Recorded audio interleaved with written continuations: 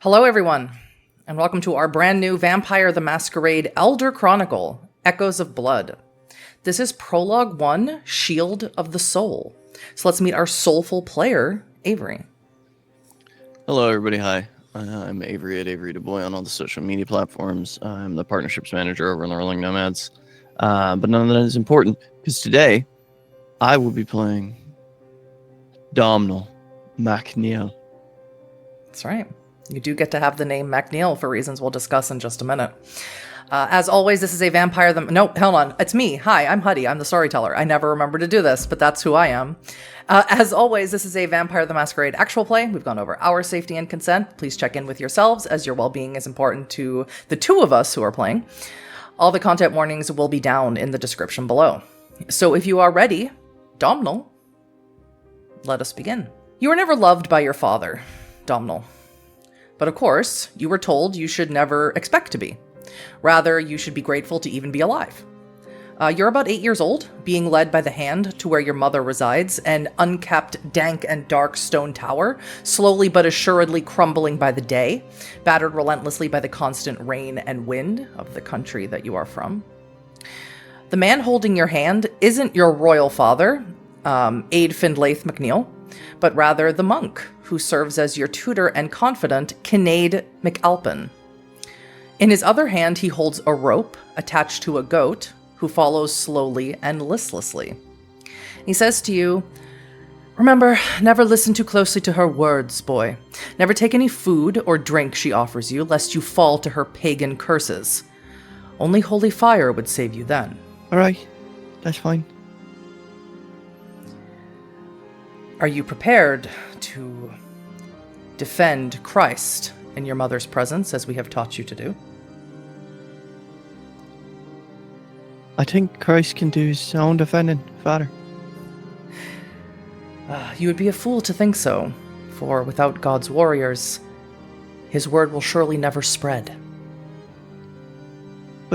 But I thought you said he's the lion will be lying down with the lambs. He sort of pats your face. It's a little more rough than you would expect it to be. It smarts a little bit. Now, boy, we're not raising you for thinking. We're raising you to fight. You're not going to let us all down, are you? No, sir.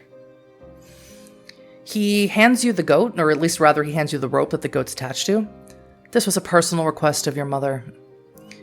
Your royal father is so gracious that he does acquiesce to them from time to time. You are to bring it to her.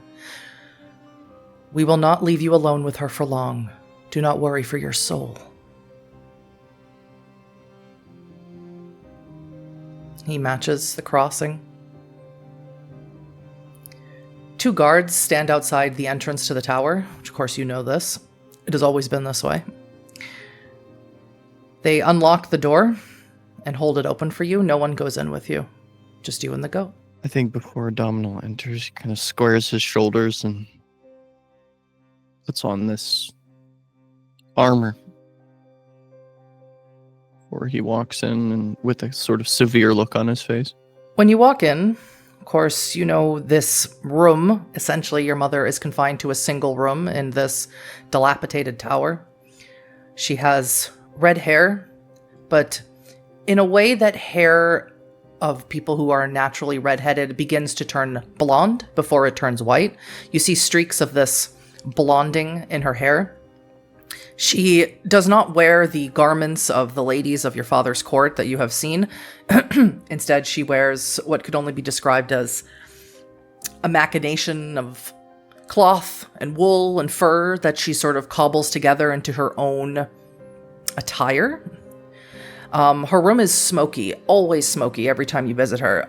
She very rarely ever opens the windows, and as you enter in, your eyes burn from the just the lack of fresh oxygen in here, and there's a urging in you to throw open a window. You can't even see properly, you don't think, and even the goat starts sneezing and coughing.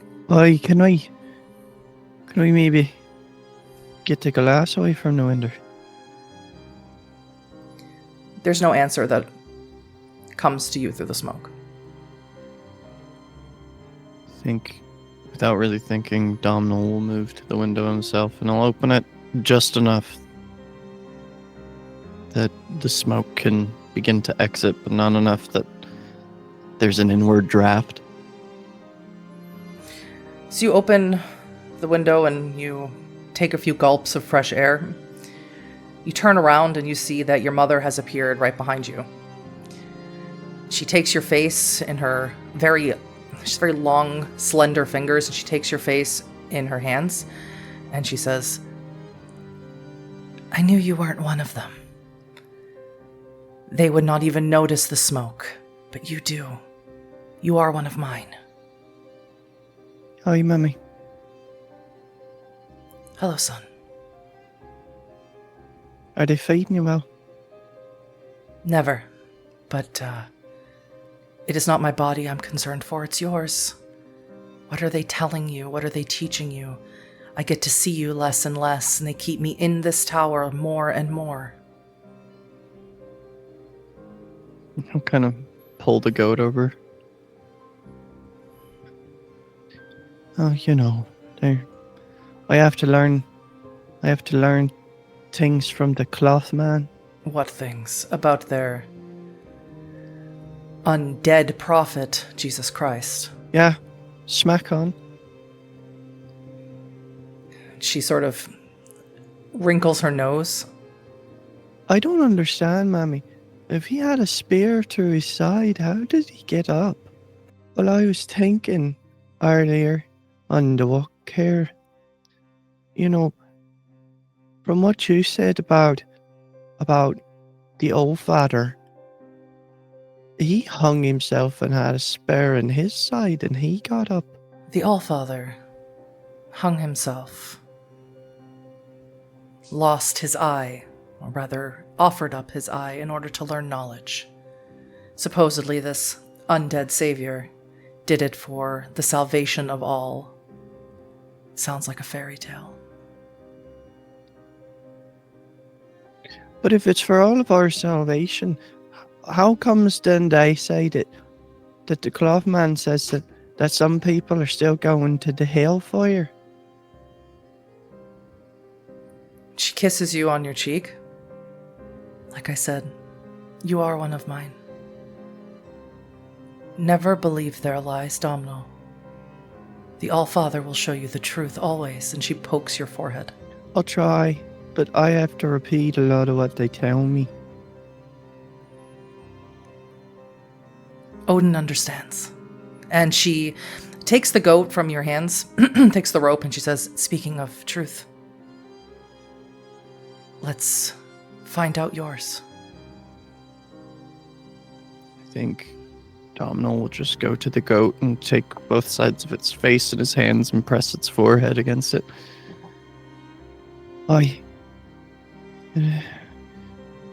Goodbye, Fawnin. She reaches beneath the furs that she's wearing and pulls out a very unsharp dagger. She hasn't obviously had the chance to use a whetstone against it. She holds it to you. "If you want me to read your future, you must slay the goat." All right, I can do that. I'll take the blade, and as delicately as he can, will insert it at the top of the carotid artery, and then slice through the front. I know the blade is dull. It requires a bit of strength from you. You are only 8 years old. But then he will hold on to this creature as its blood empties out onto the floor. And he'll just whisper in its ear the whole while. "It's alright, I'm not going to let you go quite yet. I won't let you fall down. It's alright. Everything has to die eventually." So you slaughter this goat, and the way that you do it, your mother observes you closely. She walks around you again and again in concentric circles. "I think he's done, Mammy."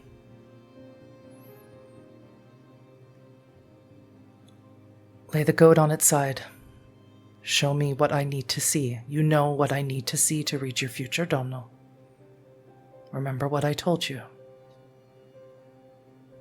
He lays the creature down on its side and gives it one last long pet down the length of his body. I think this goat, Phelan, had been his companion for quite some time. And then we'll insert the blade just below the sternum of the animal. And open the bowels and let them fall freely. Mm-hmm. As soon as you do that, your mother almost crouches to the ground, almost feral-like. It scares you a little. But she becomes completely entranced in the entrails that spill out on the stone, dusty floor. She begins rooting around in it, her hand becoming covered in bile and blood and flesh. What do you do as she does this, muttering to herself in Norse? I think there's a part of Domnall. The two very much sides at war with himself, even at this very young age. As he crouches down beside his mother, but I don't think he realizes how hardly he's gripped the blade and how the blade is still pointed forward in an aggressive fashion. As she takes her time doing this, you notice that she begins to weep, and you're not entirely sure if it's tears of joy or tears of sadness. Is everything all right, Mammy? She reaches up for you with her hand still covered in gore and pulls you down to the ground with her. Your knees land in some of your goat's entrails. And she says, I knew that your father wasn't your father. I knew that he was taken over. And that you are not the blood of these Irish heathens. You are the blood of gods. Oh, Mommy. Do you think the entrails lie, boy? I didn't need my father to be like that. I just needed you. In this world, in this Christian world, Domnall, we don't get to have those choices. But I'm just saying, for having a blood of gods in one eyes, like you said, the ladies like you that can do the reading, they're all, descended from the Jotnar, like you said. It is not the frost giant who is your father, Domnall. And she reaches again into her furs and she pulls out a hammer. Puts it into your hand and closes it. You know who your true father is.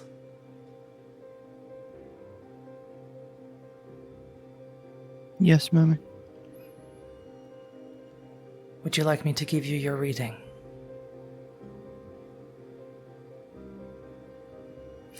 She dips her hand once again into the blood inside the cavity of the goat, and she begins writing on a cleaner part of the floor in runic script that you can read. And as she does this, she begins speaking, and she says, "You shall die, but you will not rot.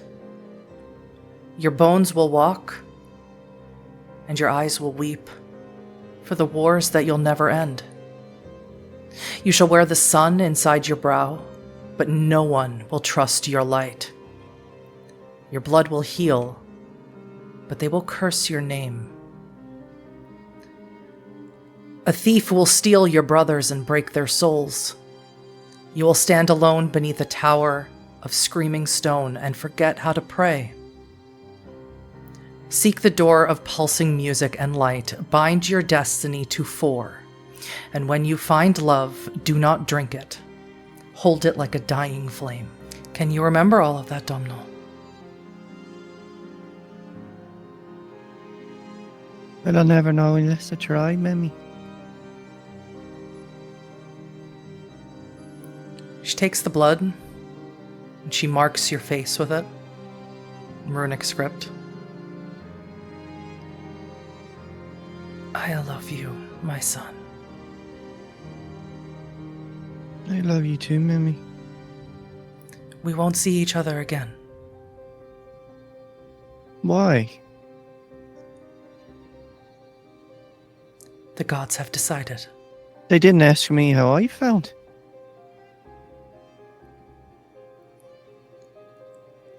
They didn't ask me either. They tell me. And it is not in Valhalla where we will see each other again. I'm sorry. Well, what if I have other plans? Why do we have to do what they say all the time?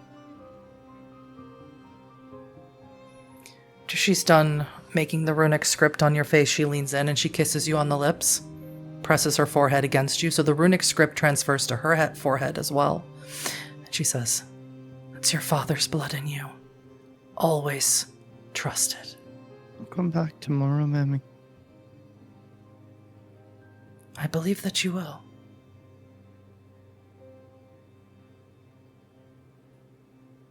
I think Domnall's more confused than anything. None of this makes a great deal of sense.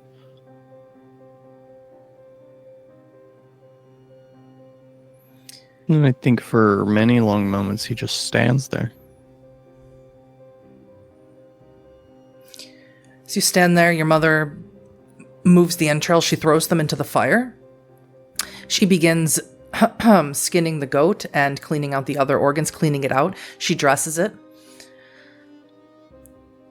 She keeps a bit for herself, but she uses the rope to tie it together and hands it back to you for you to drag home. A gift, my son. My final gift. All right, Mammy. Are you feeling okay? There's a rapping at the door. The priest has returned.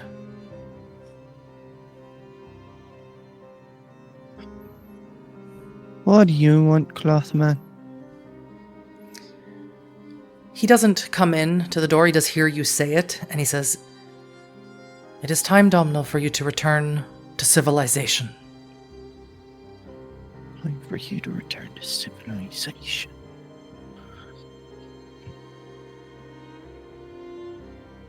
I think still with that Mjolnir gripped in his hand, he'll tuck it into a pouch at his belt and kind of sling the goat as high on his back as he can and push the door open. When you push the door open, of course, Father Kindred can see your face, blood, the runic symbols on your face. He can see the aftermath. Although she threw the entrails into the fire, he can smell it. He can see the aftermath of the slaughtering of the goat. He can see that the goat has not been consumed. He is not a foolish man. In fact, you know Father Kindred to have been at one time a Norseman who long ago converted and took the cloth, and his face, you see it in his face. You see the burning pit of hell in his eyes when he looks at your mother, Gormlaith. I think Domnall, even at this age, is a child who's possessed of a strange courage far beyond his years. And Domnall will just step forward, still holding his mother's knife, and will press the tip of it against the soft of his belly. You don't say one unkind word to my mammy, or it'll be your guts on the floor. He looks down at you. He doesn't look afraid. But you do see him flick his eyes to the guards. They grab you from either side. They cast the goat away, throw it back into the room where your mother was, lift you up off of the ground. Do you struggle? Do you scream? Oh, yeah. See, you know, he's like, I'll bite your fucking nose off. You know, just struggling. They don't attempt to hurt you. They do know that you are a recognized son of the High King. They begin walking you away out of the tower, these two guards who are obviously stronger than you are. Do you turn back to the father, to your mother at any point as they lead you out of the tower, or rather walk you out of the tower? No, I think he has both of their faces memorized. He is memorizing the faces right now of the two guards that dared to put their hands on him.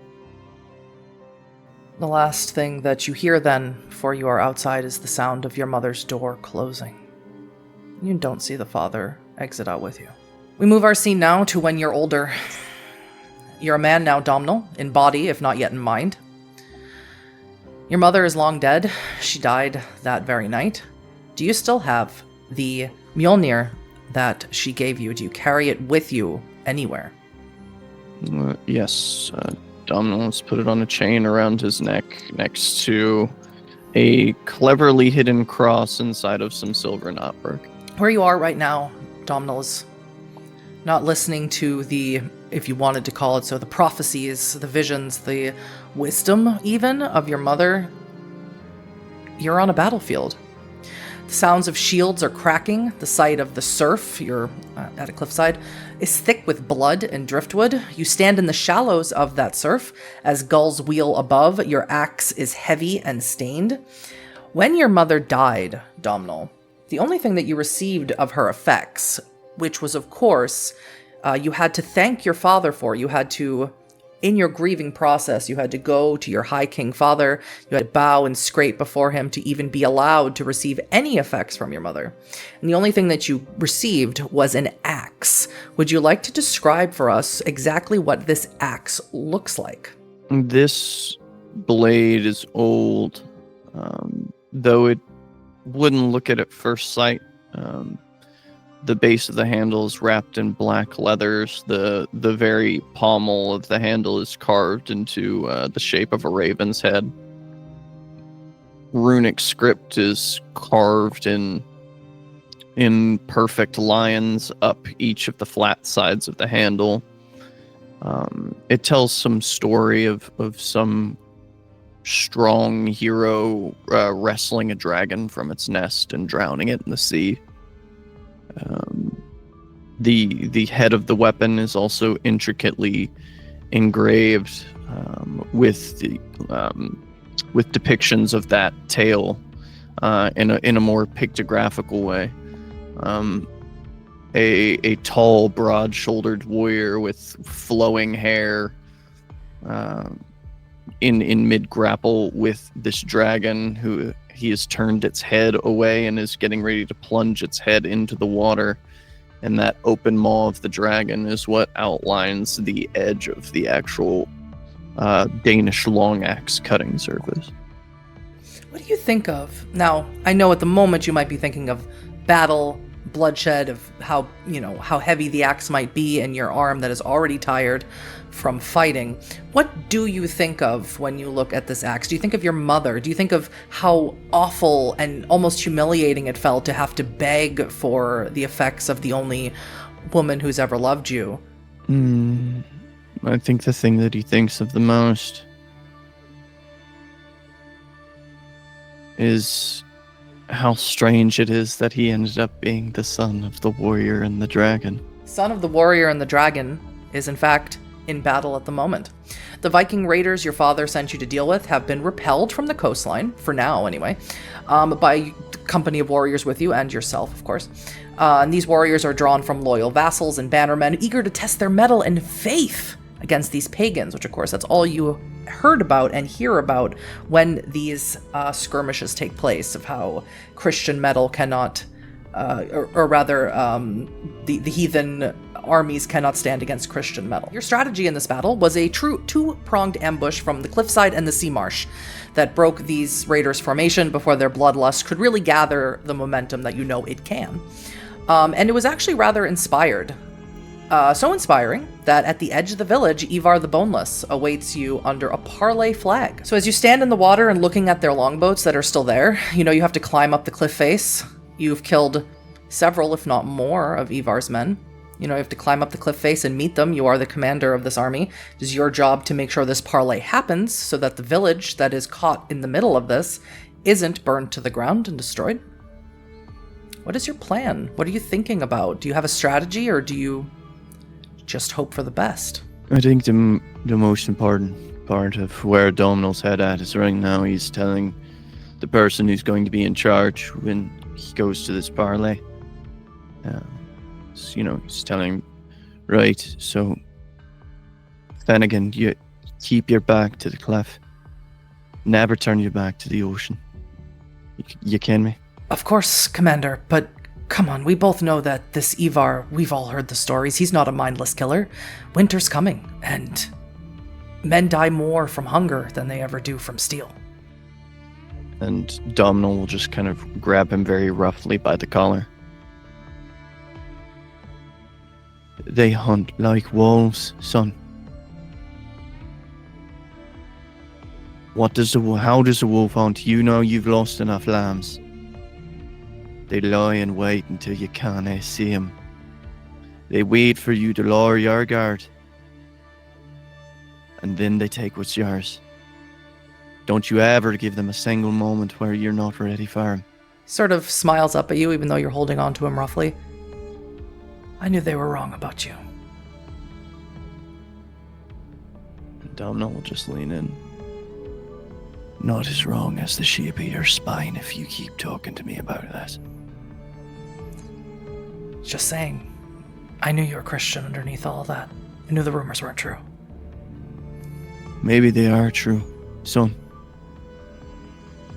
Does that frighten you? Or does that make you think maybe you have a fighting chance of getting home to that bairn of yours? I think that you're my commander, and I do what you say up until you release me. And insofar as you're gonna keep your fucking back to the cliffs. Aye. And he'll shoulder the axe and get ready to make the long walk up the cliff road. You do. It takes a while. You see that the village is barely worse for wear, which is surprising. You pass through your camp as well, where 3 of your children happen to be. That wasn't on purpose. That was a mistake. Your children were being transferred from a new monastery being built that happened to just pass by where your army was going, and they just happened to be caught up in the skirmish. They're all right. It's 3 sons of yours. They watch you as you go past. Their mothers aren't here, of course. They were handed over to sort of the nobility, the court, to do with as they saw fit. They are your children, after all. They standing amongst 2 priests. And they look at you as you walk past. Do you say anything to them? It's Flan, Flaterbach, and Fergal.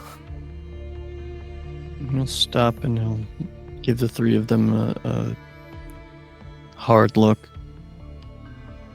And then look to the priests. I suppose this is a part where you tell me if 5 Norse warriors walk down that path there that you would hope for the sword and the shield of Christ to defend my children.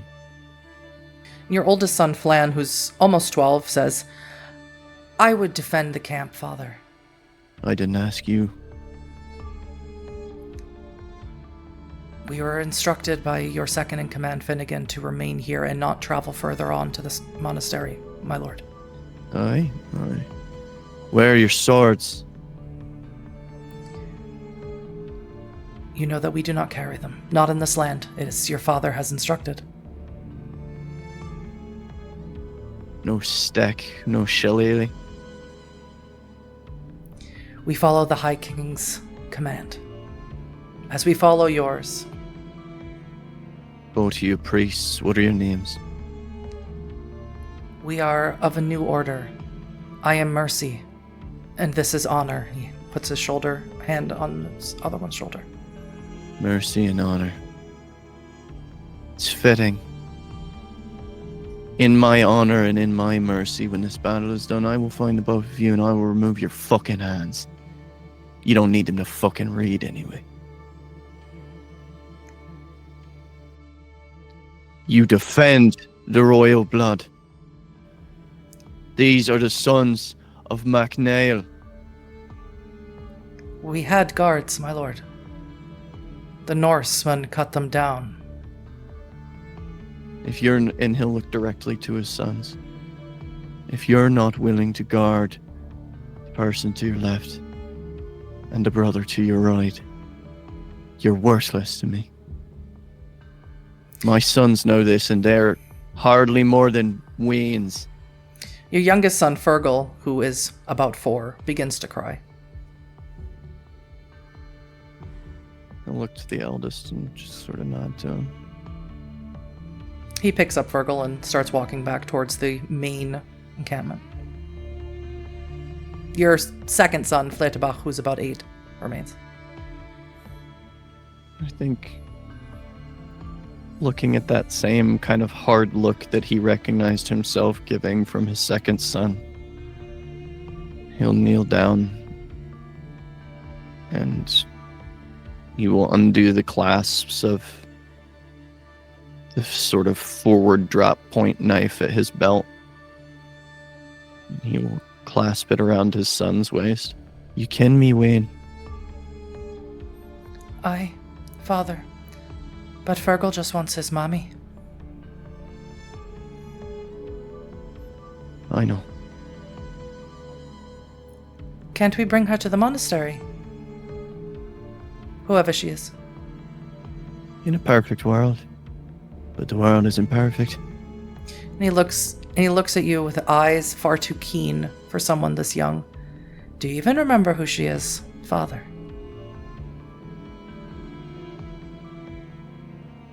I could find her if I chose. Oh, aye. And I'll lean in.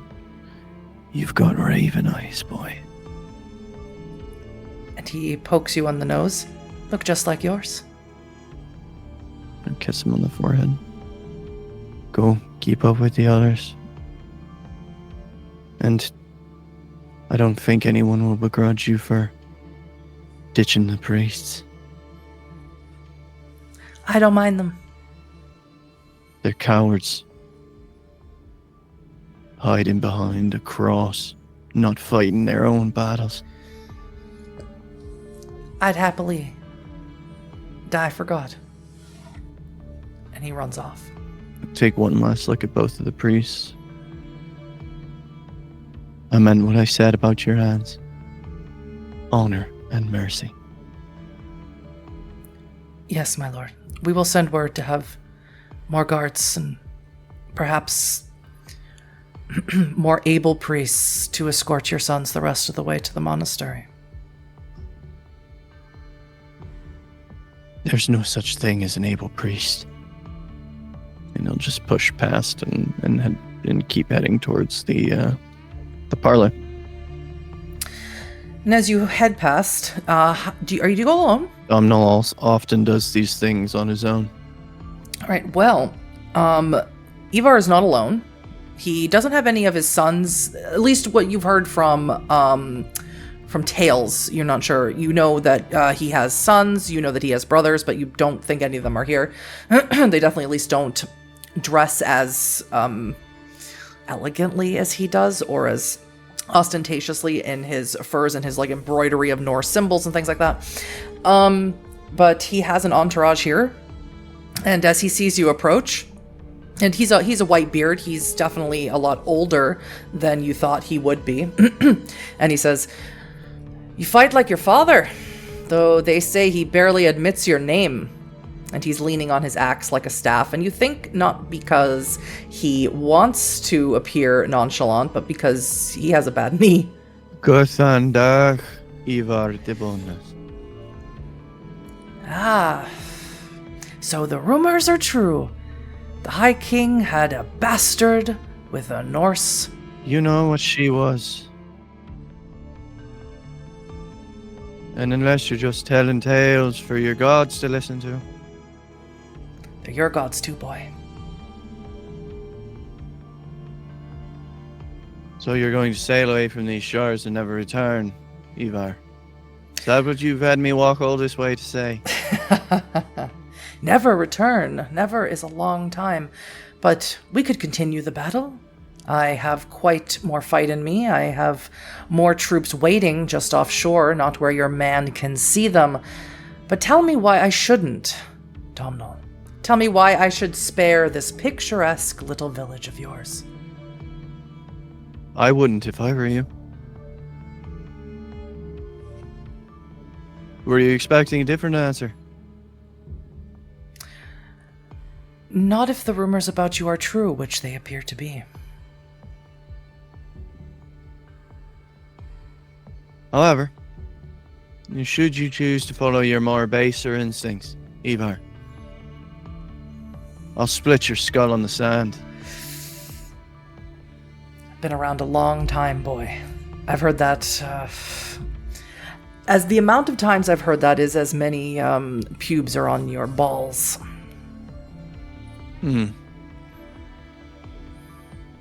Vulgar, as always.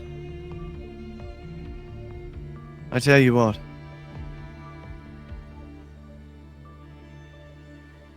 If you decide to follow your baser instincts again, by God's own mercy, I will let one of your sons live. It's all right. And he grabs his genitals. I have the ability to make more. You won't by the time I'm done with you, laddie. Well, we could throw vulgarities at each other all day. In fact, I quite enjoy it. Heard your mother did too. But a different truce. We won't return until spring. Until spring, we let the ravens feed elsewhere. How does that fit, your highness? It's not enough.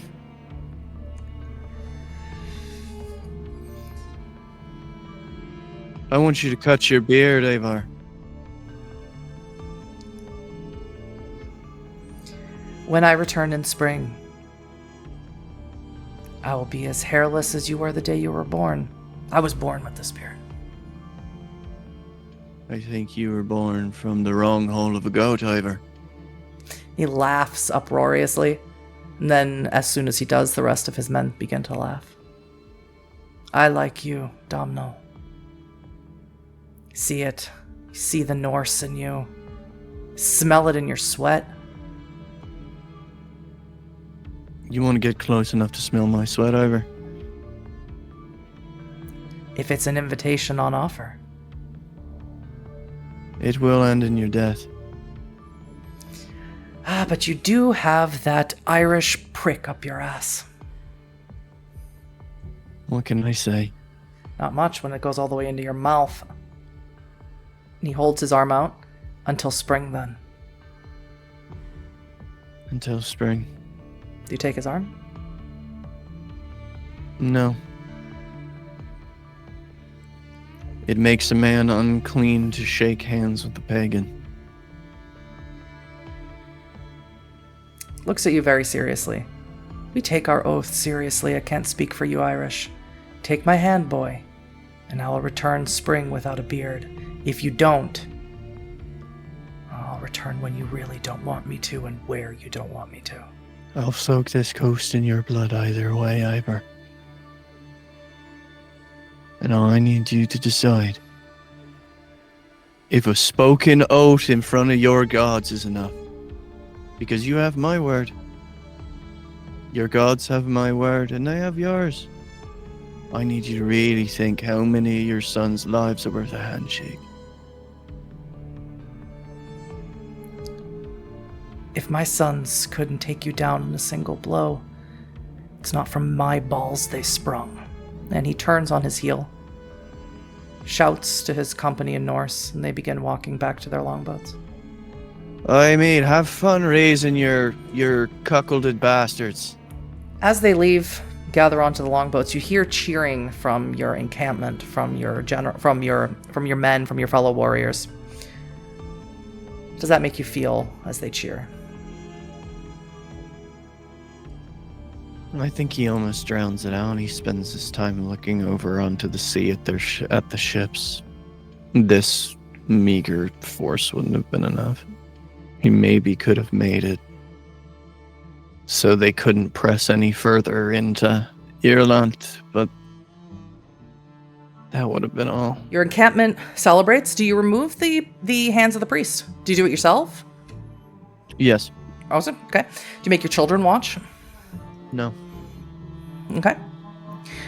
As you remove the priest's hands, do you make it a ceremony or do you just do it? It's very matter of fact. He does what he says he will do. As you're doing it, the whole time, all you're hearing is the crying of your youngest son, Fergal. He's still crying. After the priest's arms are cauterized properly, I don't need them bleeding to death. Killing a priest, even in these days of Irish insularism, is still a no-no. Mm-hmm.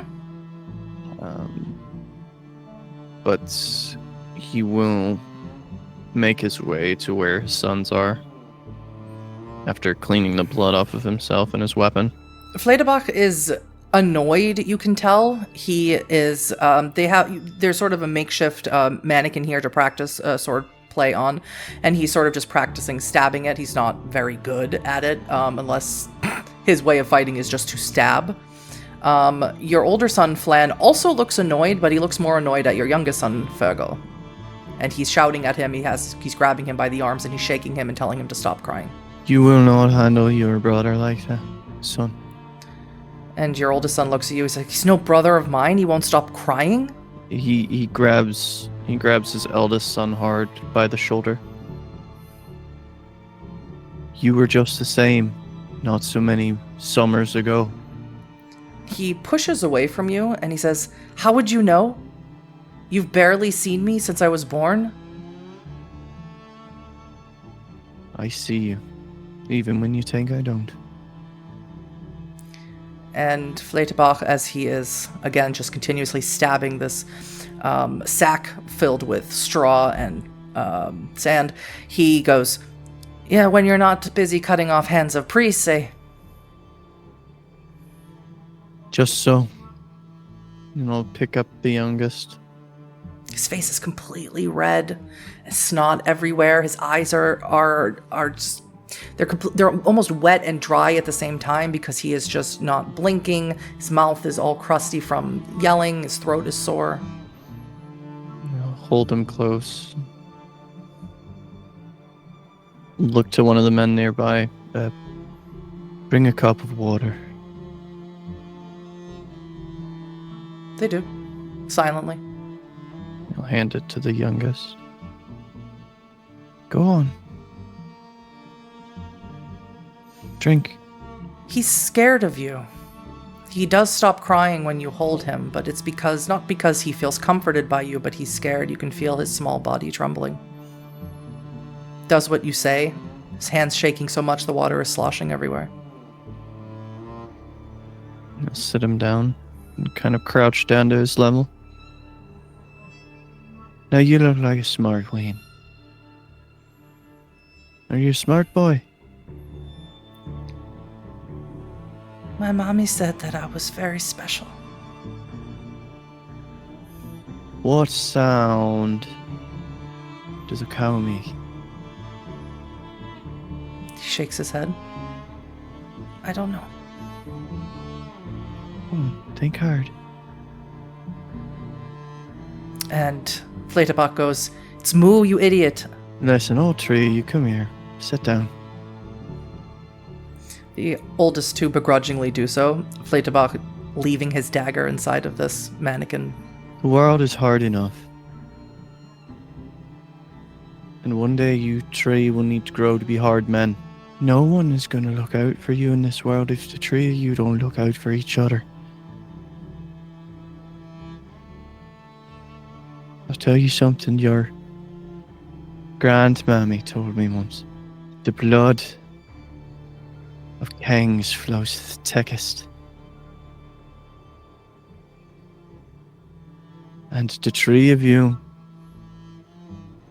should my older brother have no wains, or should his wains die, you three boys are in line for the throne of Ireland.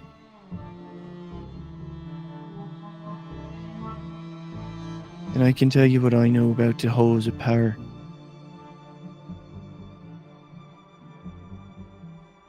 You have to keep each other close. Trust each other. Never betray your bond to each other. And you are bonded. You are all the sons of Domnall MacNeil. Flan seems excited by the idea of possibly being king, and he pokes at Flettebach and he says, "If that happens, I'm going to be king before you." And Flettebach immediately jumps on Flan and they start wrestling on the ground. And Fegel pulls at one of the braids in your hair and he says, "If you become king, father, will mommy be able to come visit me?" Aye. I'll have your mammy brought to court. She'll be there with you all the time. "Then I hope you become king. I hope your brother dies." And he gets off your lap. And he races out of the tent. Finnegan comes over to you, puts his hand on your shoulder. He's the one who brought you the water. And he says, "Come on, my lord. Your men want to have a drink with you at the tavern. The people of the village are quite grateful." For what, the summer that they have to live? Just so.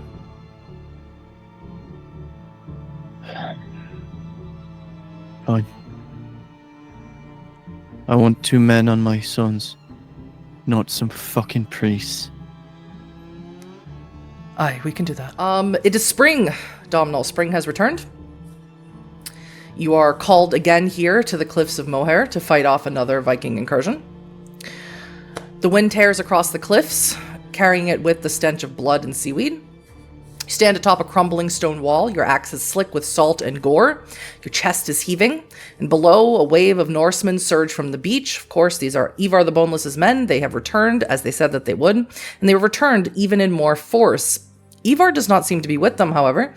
They are led by a berserker in red-stained wolf furs you don't recognize, bellowing curses that carry far, all the way to your ears. Domnall, you have the high ground with the fewer than 40 men. Do you say anything to them as you watch these men? These men who could have been your own countrymen, as you already said, the ones who were laying dead last year. They charge from afar with fury in their eyes and in their voice. Do you say anything to them who are charging at you or to your own men? I think it's just a silent prayer as he looks out over all of this, that this is the last time that he'll die here, that he won't have to keep going. A javelin strikes your thigh. You drop to one knee, gritting your teeth as thunder roars in the sky above you. As I said, it's storming. Someone screams, "MacNeil!" They're breaking through. You stand up, even with this javelin in your leg. You meet this berserker with the blood-stained furs head on. Your blades clang like iron bells. He's using a sword. You're using an axe.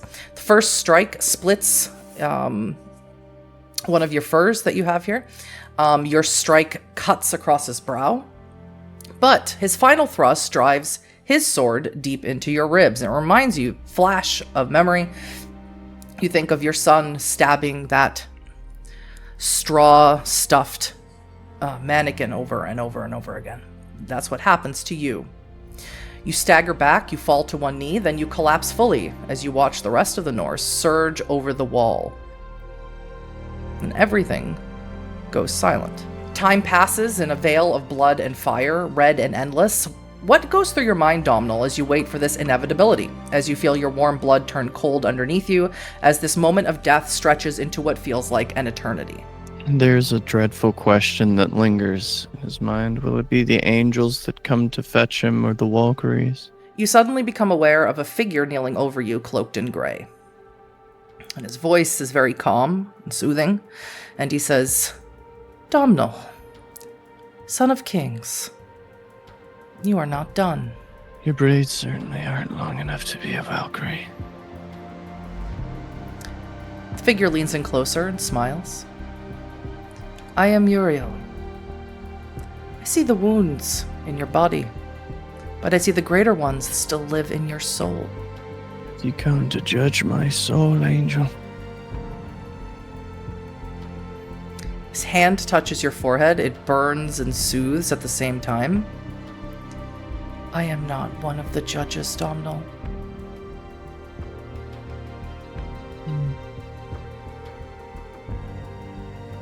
Then it seems as if it's purgatory for me. Do not fear.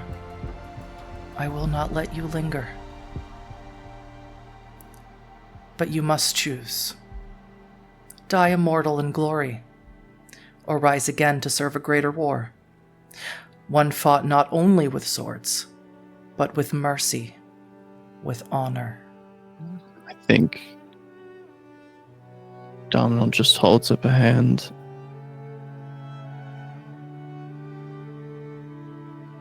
As long as I don't have to slay my kinsman any longer. Uriel smiles, but he holds the smile rather, but it turns sad. Then he pierces your throat with fangs that elongate out of his mouth. He only drinks a little from your throat, as you do not have much to give. He then opens his own wrist with those same fangs, and he says, "Drink, child, and rise anew as Adonaiath, hand of God." And I think in that same way, but very much the opposite, Domnall's hands wrap around the backside of Uriel's wrists, and he drinks hungrily, like there is no end to the supply of what is there. The taste is like sunlight through stone, bitter and searing, but behind it, it tastes like clarity, like a surge of forgotten truths. As you drink and you drink, your world swims. You feel the wounds in your body begin to knit, heal, and also you feel weaker than you ever have as you feel your own heartbeat fading away. Domnall, in this moment, you remember your mother's prophecy, the one whispered in blood when you were small. You shall die, but you shall not rot. And your scream is swallowed up by the growing storm as your third eye springs from your furrowed brow. You are reborn and irrevocably changed. We move our scene now about 150 years into the future, in the year 1037. You've long cemented your place in the bosom of Salot's warriors, deeply dedicated to the code of Samael, a doctrine of conscience and self-control for the beast that lives eternally within you now. The life you had when you were still Domnall is long, long gone. Your comrades, your children, whatever happened to them has faded from human memory, and it's even beginning to fade from yours. You sit now in a hidden monastery controlled by your clan, built into a cliffside in Transylvania, illuminated by the moonlight pouring in from the window. A sheet of parchment lays against your thigh, a piece of charcoal in your hand.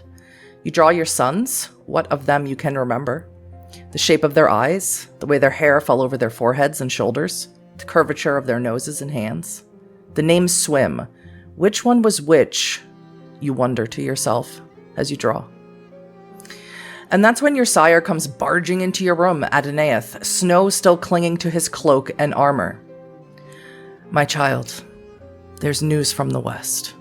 You're always free to speak as you wish. Please sit. Warm yourself. "I require no warmth, nor comfort of sitting. A hermetic order of sorcerers have forged themselves into kindred through their own hubris. Their blood, it's wrong. The ones I saw, their auras were like black, like boiled pitch." And what would you have me do, Uriel? "I would have you speak to the rest of the kindred. They do not wish to see. They treat them as lesser, even lower than they treat us, but they do not shun them as the abominations they are." There can be no swaying the minds of the corrupt. "Perhaps, but perhaps not." Perhaps we should have punished them for their sins already, Uriel.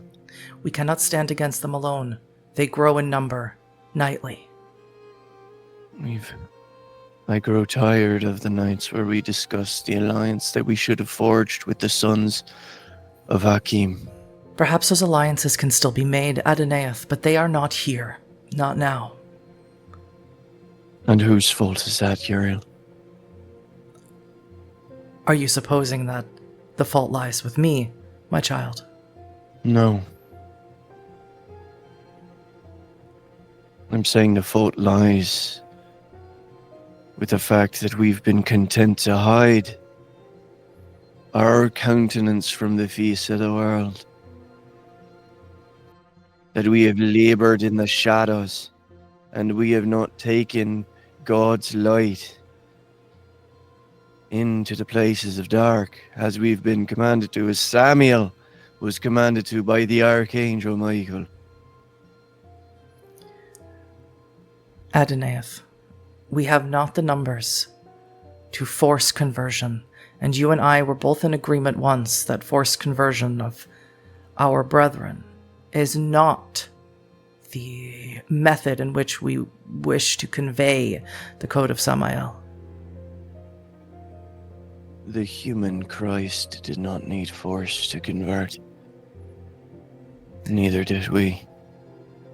But those nights have passed, and I tire of the relentless argument, Uriel. So please, issue your command. If you tire, my child, then go to Vienna. Take your childer, Frelim, and Sephiroth with you. There's a toreador there named Magdalena von Roth. She's hosting some of these Tremere, that's what they call themselves.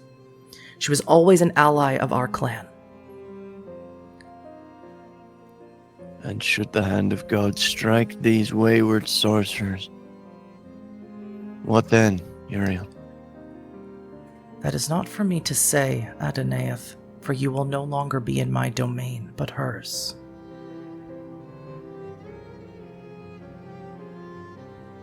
Strange things have been known to happen in the wilds. Vienna is not the wilds, my son. No, but there are many miles of it between there and here. There are. But these Tremere never travel alone. Then my axe thirsts for more than one neck. As you say, please bring your childer with you, for I fear that you have, in your thirst for conversion, you have been slack in their training. I did not want them, Uriel. It was your command to make them. But I will do as you ask, as again, I tire of the relentless arguments. I hope you will have... There's a phrase that they say in the language in Vienna. I hope you have an Erholung there. A refreshment. I never cared for the language of those peoples. Yes. I believe in your tongue they call them the land of broken tongues. Do you ever miss him? Samuel. And Uriel sort of stops.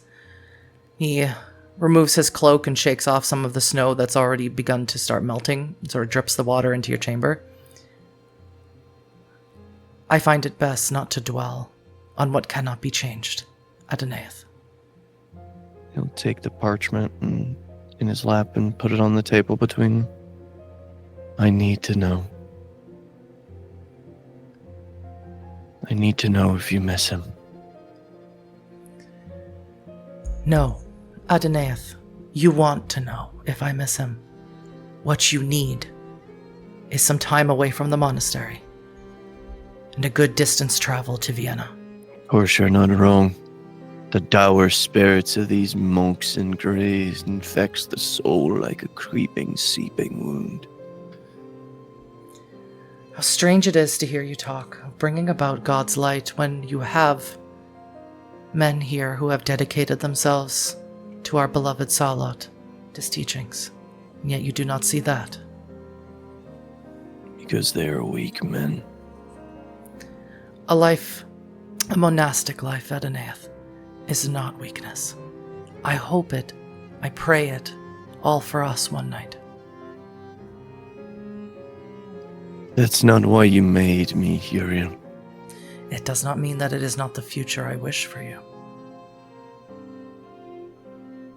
If you had any sort of sense, you would know I'll never make it that long. I never speak in such certainties. He'll stand up and he'll put a hand on Uriel's face and then kiss him on the cheek. My feelings for you rage like a storm and then are calm like the ocean breeze. I love you and hate you, Uriel. But I've always known, deep inside. He'll lean into his ear. You're selfish. He will grab his axe from beside the door and go to collect his childer. As you go to leave, Uriel turns to you and says, "You are right, Adonaiah. We are all of us selfish monsters, because the beast lives within us." I don't preach that I'm going to try and be better. I think you might be the best of us, but time will tell whether that is prophecy or simple wishing. I'm going to see the founder. He is currently planning to take a long rest in Anatolia. I'm going to say goodbye. Would you like me to pass on any message to him? Will your healing still keep my blood live enough for him to drink when you get there? I'm afraid I don't understand what you're asking, Adonaiah. Speak plainly. I want our founder to taste my vitae and hear my echo. As I've tasted his and I have felt him in your blood that you gave to me. I want him to know what he's created. Uriel removes a wine sack from his belt. If that is what you wish, Adonaiah, I will present such a gift to him. I cannot make him accept it, though. And Adonaiah will take the axe and split his palm. Bleed into the wineskin. How many blood points do you pour into the wine sack? I would say 1. Yeah, sure. Okay, so remove yourself 1 blood point. He closes it up, and he nods to you and moves to the door and begins to move past you, and he says, "Those feelings that you have for me, Adonaiah, do not worry over much about them. They are simply the way a son feels about his father." And then he proceeds down the hallway. Es gave mit sig Ulfen. Which in Old Norse means you will be fed to the wolves.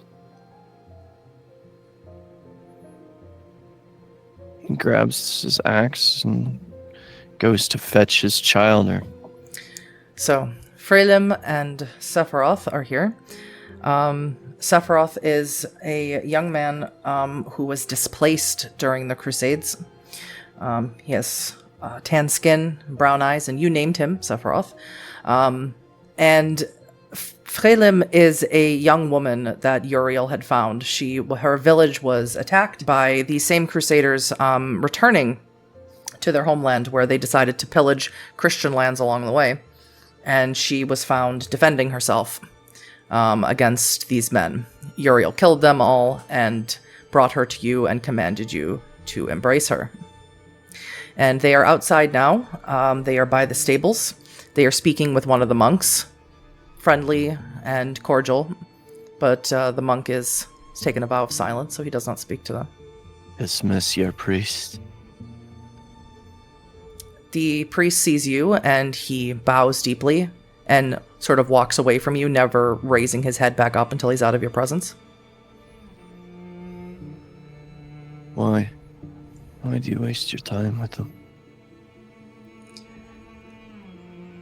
I don't understand, sire. They are servants of the founder of our way of life, unlife. Why would we not? The will of the founder cannot be found amongst the hands of the faithful. His will cannot be enacted in cloisters and deep temples. Sephiroth speaks up. But Uriel, the grandsire, said that one day all of us will be as they.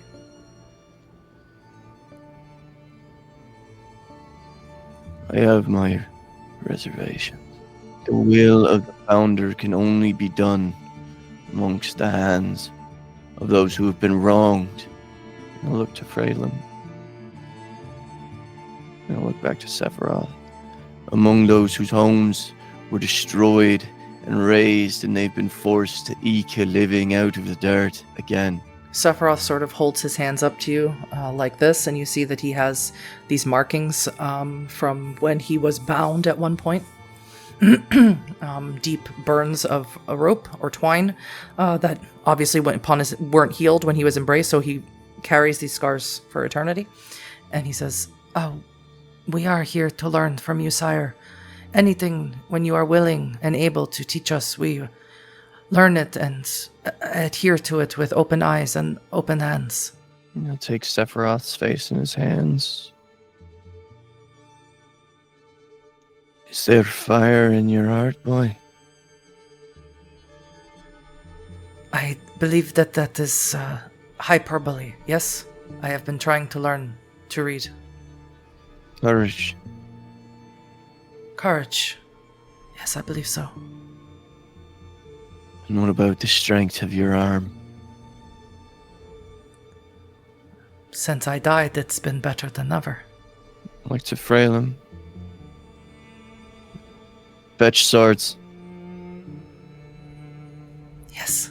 And she runs to where there's a smithery on the property, not really like a really basic one. She fetches 2 swords, one for you, one for Sephiroth, but for herself, she has something else. She seems to be carrying a pair of sabers. You haven't seen these weapons before. Where'd you find those? They were given to me by Uriel. Close your eyes. She does, without question. Next to Sephiroth. Repeat after me. Both of you. Offer the wicked no succor, but salt and fire. Let retribution be your pride and purview. Suffer not the souls that endanger Cainite and kine. Be as the lion, not as the lamb. The red right hand defends the white left. A dead heart finds service in the living. As our healers are bound, so shall we be. A warrior's true sword is truth. Your honor must be more tempered than steel, and evil prospers in the unchallenged heart. These are the dictates of the Code of Samuel. They repeat after you in unison, everything that you say. That same monk who his head bowed and scraped away from you, returns with 3 watered and saddled horses. Again, his head remains completely bowed when he's in front of you. He doesn't seem to have an issue, though, looking up to your childer. And he hands you the reins to the horses and then again backs away from you. And you would be aware that the monks here, part of their initiation is to remove their own tongues. Is there meaning in your silence, priest? Or do you find yourself still struggling for understanding? The monk, who cannot speak to you, simply, without raising his head, simply crosses himself and stops at the eye and draws a circle. I'll lean over to Fralem. I've always had trouble interpreting their hands. I believe he's trying to indicate to you that he's devoted to the way of the Salubri. Is that what we're calling ourselves now? I mean no offense when I say this, sire. I understand that you have great burdens and great duties, and that we were not chosen by you. Rather, you were told to embrace us. So we have heard much from Uriel. His teachings, his ways, his words. His softness. As you say, sire. What about you, Fralem? They'll kind of spur the horse into movement. Do you find courage still in your heart, or did you wear it out cutting fingers off of crusaders? I cut no fingers off of crusaders. I cut out their hearts. Men are so easily tempted.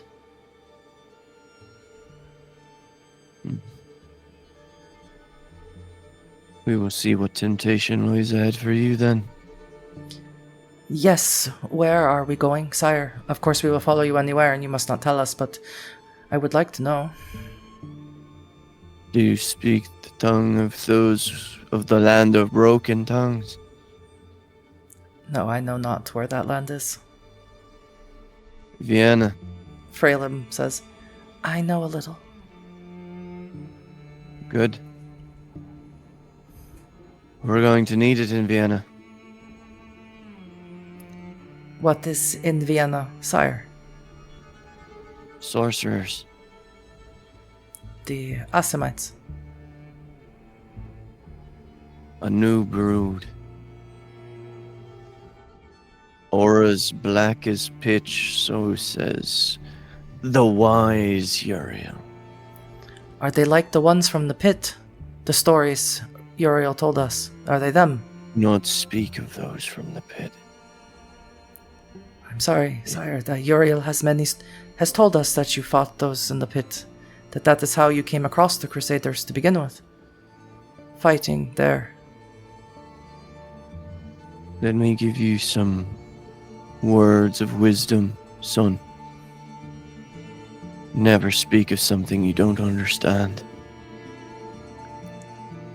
I do not speak of things I don't understand. I am asking about things I don't understand, and you see this sort of brushing up against you. Of course, they would be more pliable to you had you done the things that Uriel did in the early years of your embrace, where he kept you bound to him, if only to keep you present with him during the training, and of course released you from it later. But they hold no blood tie to you outside of the embrace. Were you not still a child in the eyes of the blood, I would strike you. I think I would be happy for you too. A lesson to be learned, no doubt. There's no lesson in violence, son. I yearn for your lessons, though, sire. So long as if a thirsty man in the desert, so long waiting for a drop of water. And Fralem sort of, with her horse, moves slightly, and she elbows him. He doesn't mean it that way, sire. It has been difficult, frustrating even, to be embraced and abandoned, when you were so close always. You knew where I was. And you knew where we were.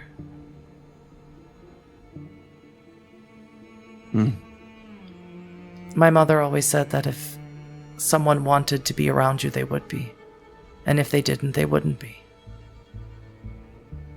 And my mother always advised against grabbing a slipping rigging of a sail with a bloody hand. Is that how you see us, sire? A slipping rigging. I think you've misinterpreted which one of us is the hand, my dear. I think that your lessons are easily misinterpreted when we have never received one. I have a fate. A fate. I never wanted to create another. I have a task meant for me. I am Adonais, the Hand of God. Then why do you not release us, sire? I have heard that there are things called Malwas and other mentors of some kind. Release us then. We will help you on this task, of course, but when we return, send us away, if we are so offensive to your eyes. Is that what you think? I'm offended by your presence. You never wanted to make us, you don't want us, so send us away. Not wanting to make you and not wanting you are two different things, my dear. I've needed time to adjust. 10 years is a long time. Not in the great span of things, my dear. I know you're young, but 10 years will soon be a blink, barely a wisp. Like starlight glittering on the moors. It'll be gone. And Freylim pipes up. Not if these, what did you call them, sorcerers, are as fearsome as Uriel claims they are.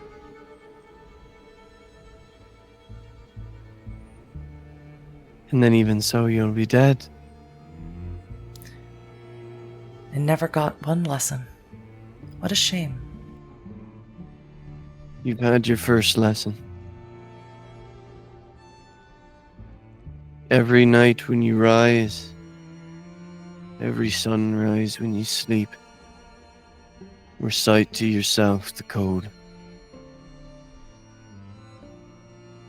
And tomorrow, when the sun sets,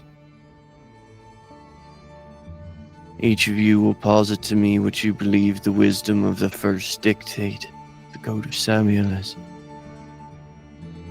And we will debate philosophy when we ride to Vienna.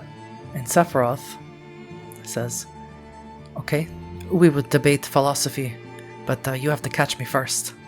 And he spurs his horse on.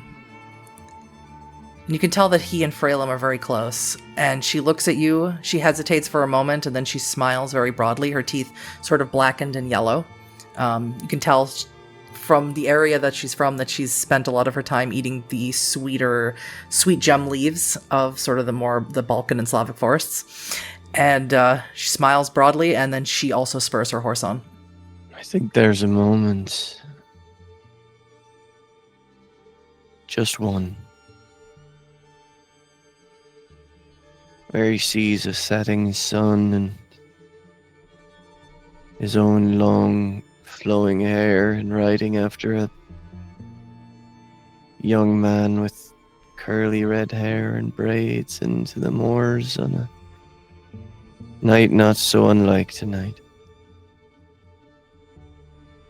But he can't remember that boy's name, nor can he remember what it felt like to have a beating horse and ride on the back of a horse that fast, so the memory quickly loses purchase.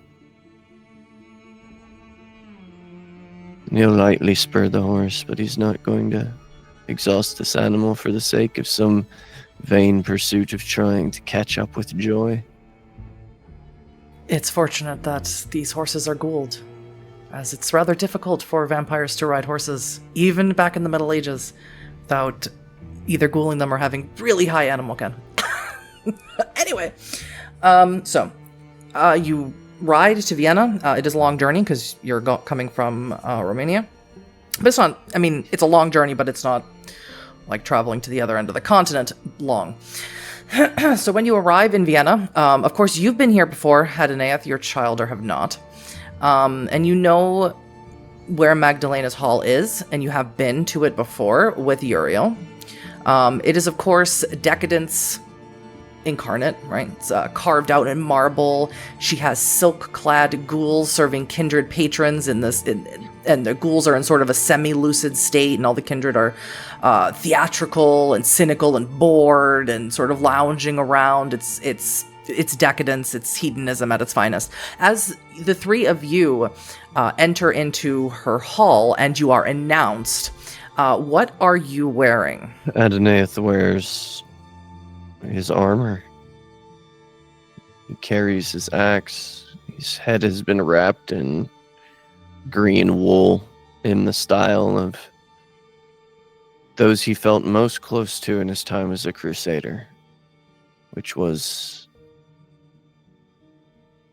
the armies of Saladin. He understood them. They understood him. And they slaughtered each other in battle. So he's taken to wrapping his head in the ways that they did, just with different materials instead of silk. He tends to default to wool. There's a long green canvas cloak around his shoulders, tall leather boots that reach nearly up to the knees. And as you're announced and you scan the hall, you see them right away. You see the ones who stand out like sore thumbs. They are seated both to Magdalena's left and on her right, on the dais that she's sitting on. When you enter, they all turn in sync to you and your childer. And upon seeing you, Magdalena whispers to the man directly to her right, and when he rises, they all rise and abscond to various parts of the hall, never removing their eyes from you. And Magdalena then, she stands up and she says, "Ah, the Knight of Mercy! Did you come to chastise me for being a gracious host to all kinds, Adonaiah?" No, Lady Magdalena. I've come because it's been too long. Then come. Rest thy body, thy corpulence. I think you have not been keeping up with your athletics in the last 100 years. My sword arm is not weakened. Though your infinite grace lifts the heart and soul so that all things feel weightless. Do not attempt to flatter me, Adonaiah. It does not suit you. You do it no justice. I can see the vinegar, the bitterness behind your tongue. Is that what you'd like me to do here? Find justice? I think not, Lady Magdalena. I think I would like you to sit, speak plainly, tell me what it is that you want, and then enjoy yourself in my hall. And here I was under the impression that you tarried or loved the fruits of a grandiloquent tongue.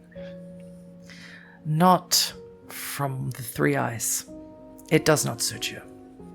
And in my great courtesy, I've even covered the third. Yes, well, that's just a favor to all of us. No. And he looks around the room.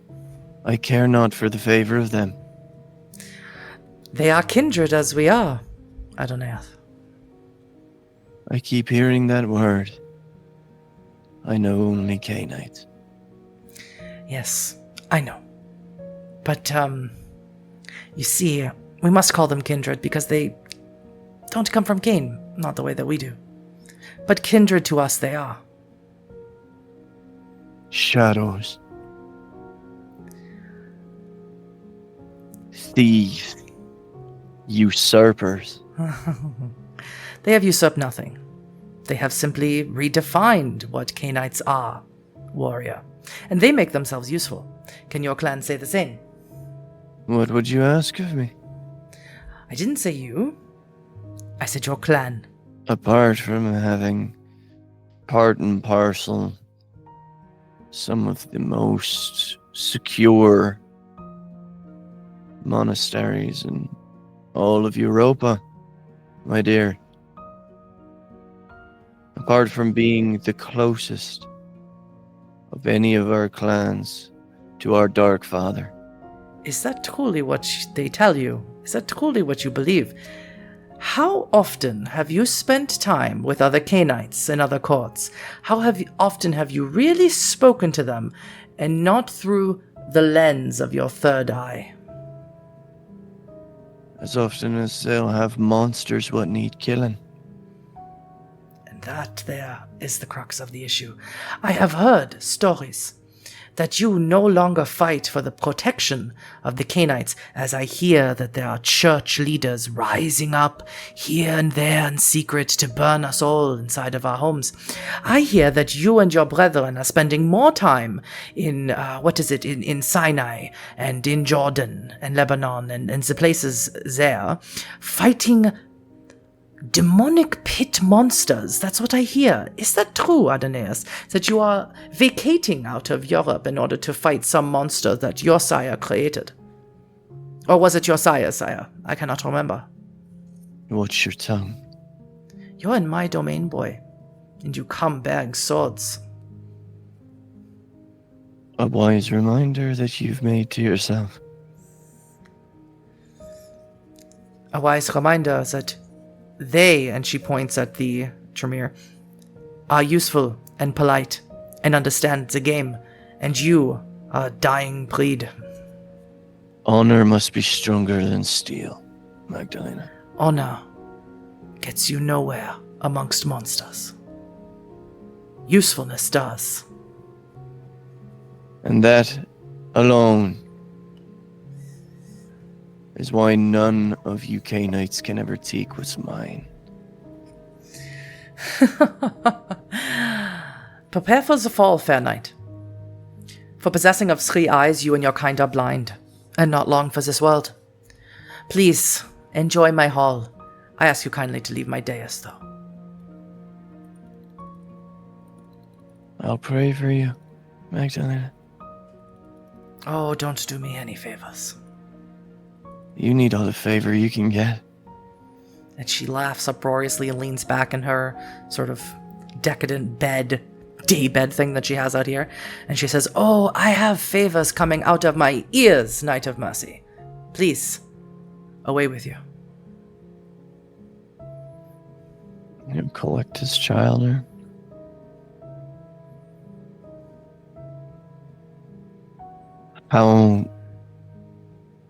How do you feel in this place? I feel that there's dread. Dread? Is that the right word? Dread. You feel the fear of those who don't live in the light of God. No. I feel every eye upon me in hatred, or something like it. Just because they fear us. It does not feel very good to be feared. You sound like Uriel. I would take it as a compliment, but I think it is not a compliment coming from you. My grandsire Samuel knew what it was to be feared for being righteous. Did Samuel not die in the pit? That is what Uriel says. Samuel will never die while his code is still in the hearts of one Salubri. We carry his fire with us.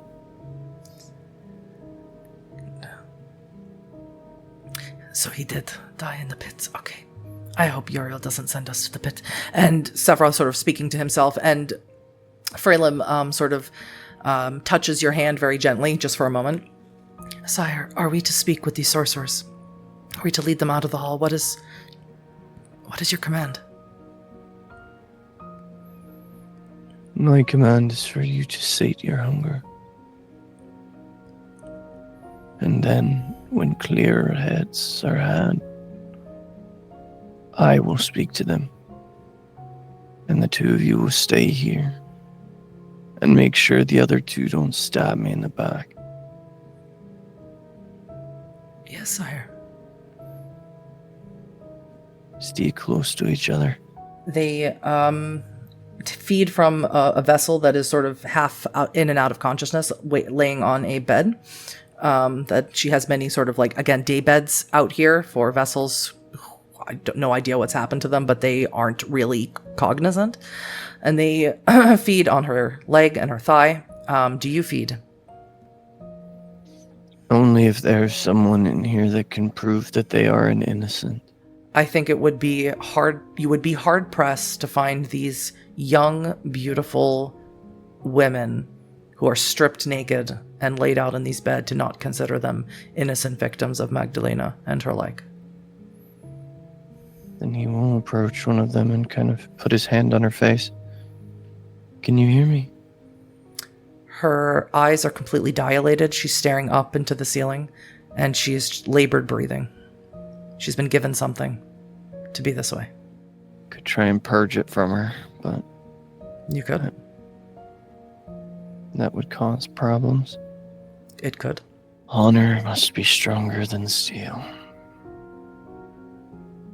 He will put his hand on her and try and purge this toxin from her body. Okay, so the target's wounds are healed by expenditure of blood points. So I'll require 3 blood points to fix her. Fair enough.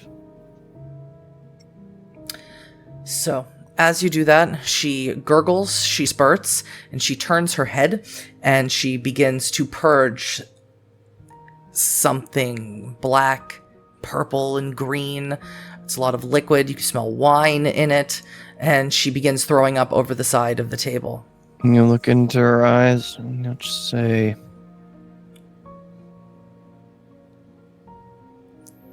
that it is a sin for a druggist to become a sorcerer, to work their magic upon you, and you've been freed from that sin. She looks at you and she speaks in a language you don't know. It's guttural and strange.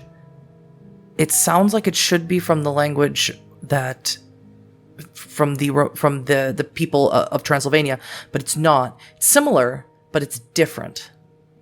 And there's tears in her eyes. She's grabbing onto you.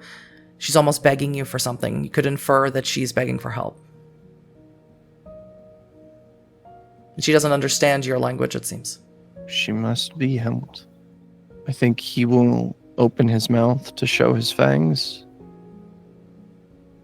And he will hold up her wrist to his mouth, but not biting, just looking back and forth between.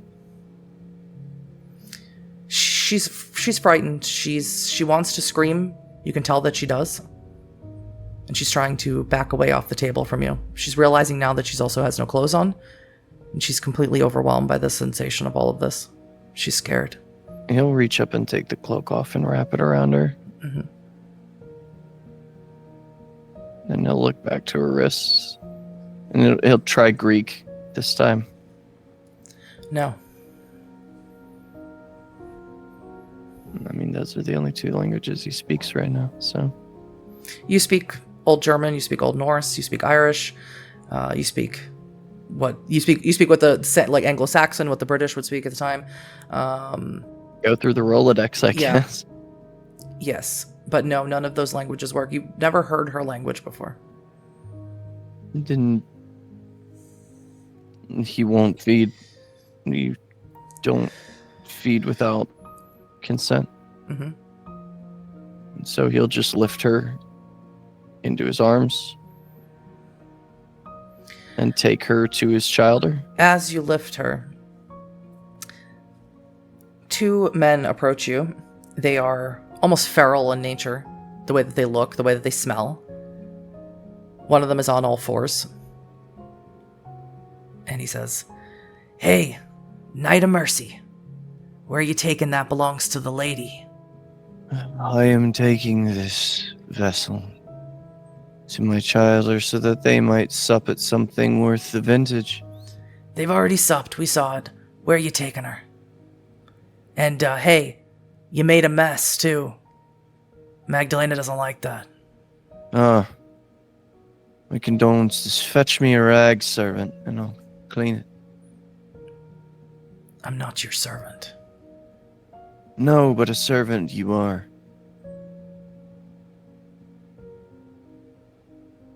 I think you should leave. Oh, that's a nice thing to think. Very hospitable of you. The girl stays. I'm curious which you think would happen first. That your master would be more upset with you than causing a scaffold than losing a ghoul, or I'd kill you. I wonder. I think you are exceptionally outnumbered. And you giving your life for this Kine is exactly why you're being pushed out of society, even lower on the food chain than us. What, because I'm an Irishman? You know that's not what I mean. You don't even fit the bill for the low clans. No. How about no clan? How about you come and try and take my blood, son? And I'll smash your head on this floor, and I will paint the stars with your brains, as they were painted by the old father Wotan with his father's skull. I wouldn't waste the fucking energy. Like you even could. You hear Magdalena's voice. Ateneus, that's enough. Recall your dogs, then. Dame Maggie. You have dishonored my hall. You have turned your nose up at my refreshments, and you have attempted to abscond with my property. I think it is time that you leave. Go back to your sire, have him teach you a new lesson, or a refresher course on how you are supposed to behave when you actually have to leave your monasteries and enter into common society. And that's exactly what you are, Maggie. Common. She's just staring you down. He's taking the girl. Make me a strength and intimidation roll versus these two gangrel. That's more dice than I have physically. So we're going to use a roller here. Hi, Maggie. The difficulty being... The difficulty being 8. So we got 1, 2, 3, 4, 5, 6, 7 successes. 7 is enough. I was looking for 5 altogether. So there's a moment where it's very terse.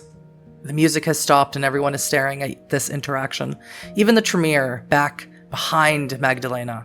All of them cowering behind her, although just not physically. Eventually Magdalena speaks up. Let's him go. If the girl is so important, a consolation prize before the end. A night of mercy. I'll burn your soul, Maggie. You'd have to have one to begin with. And she settles back down and sort of claps and gets the music to start playing again. Gets everyone to turn away from you and ignore you. The Tremere returned to her dais to sit beside her. You will hand this woman to Sephiroth. Mm-hmm. Do you know her language? And she speaks to him, and he says, I don't know it well. It's a old dialect from not my land, but a land near. It's Persian. But not what they speak now. Older. She must be from a small village. Ask her what her name is. And he asks her, and he says, Nia. He'll look between Sephiroth and Fralem. And he'll remove the pouch of coins from his belt and hand it to them. Get her clothed, feed her, and bring her to me on the outskirts of the city. What about the Tremere, sire? We will wait for them in the wilds, and we will strike them with the might of God. Yes, sire. Once she's fed and clothed, he plans on having her take one of their horses, one of his childer's horses, imparting an amount of coin on her and telling her to travel as far to the east as she can. Alone? If she can help it, no. If one of his childer would decide to go with her, that's their prerogative. Would you send one? They wouldn't go unless you commanded them to. He would impress upon both of them that this is the first test of their honor. And honor must be stronger than steel. So make your decision. They both decide to go. They do not return. About 20 years passes at Anaeth. Tensions are divided across the lands. Talks of Christian steel heading to the Holy Lands are becoming ever more present in the courts of Europe, again. And in these 20 years, those Tremere that you saw in Vienna have multiplied feverishly. Your sire Uriel, on a scouting mission to the stronghold Sioris, also never returned. And only the worst can be feared. With your child are gone, and your sire gone, you stand inside a shrine in the Carpathians, built long ago by Saulat and his beloved child Samael. An altar of pale wood and polished obsidian depicting the founder of your clan with his 3 eyes is downcast and saddened. And it is here you meditate. Meditate on the path before you, on what it is you should do about these blood mages, about the future of your clan, about the harrowing words spoken to you by Magdalena. What is Adonai's ritual when he meditates? What does he focus on in this moment? I think Adonai, as many have joked with Irishmen, meditates by speaking. He asks questions, shouts, yells, throws things. Only by sorting through all of these emotions and feelings can he achieve true calm, or at least as close as it gets for him. Okay. So I think in this moment he's just sort of postulating, looking at the depicted face of Saulat. Why would you make us? If this is what we were to become, if we saddened you so much. And why would Uriel make me make children that I was not ready to make? And I was saddened by them. This doesn't make... Only Samuel, he was the only one of us who made any sense. Because when things go loud and too close, he chose retribution. He chose to make the sinner, nay, the unrepentant monsters suffer. As you meditate on these things, as you postulate these questions, whether internally or externally, you suddenly feel the vitae in your veins start to burn. It's not immediately painful, but it is ever present throughout your entire form. And you feel your 3rd eye begin to bleed down into your nose and your mouth, down your neck, and a vision passes into your mind. You see a pale tower with a lit flame above it, being swallowed by sand. A faceless fanged creature is biting deep into the stone tower, and the flame is slowly dying out. And not only that, it's being absorbed by this creature biting into the stone, till the fire burns into their skull, and you can see it in their eyes.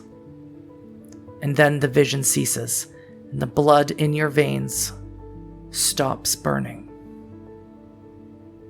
But your 3rd eye continues to bleed, and the statue you are meditating in front of is bleeding as well. And then it crumbles, falls before your feet. Of course. Another absent father. leaving cryptic messages for her son. But I will do as you ask. I will find the faceless mall. You hear a voice as you're speaking out loud to the statue. It's a gentle voice. And they say, "You already know who has done this." And what would you have me do? Lead an army? Assault the stronghold of the Tremere? I would have you do nothing. But I know what it is that you would do, yes. You ask a question you already know the answer to. The Cainite world is whispering now that your clan are murderers, soul thieves, parasites. Tremere calls themselves fully kindred and have met little to no resistance to the claim that they are cleansing you. Let them come for Adonai. If your clan must burn, so too will the liars who light the pyre. Is that not something your Samael would have said? Retribution must be had. I will find you before the end. I promise.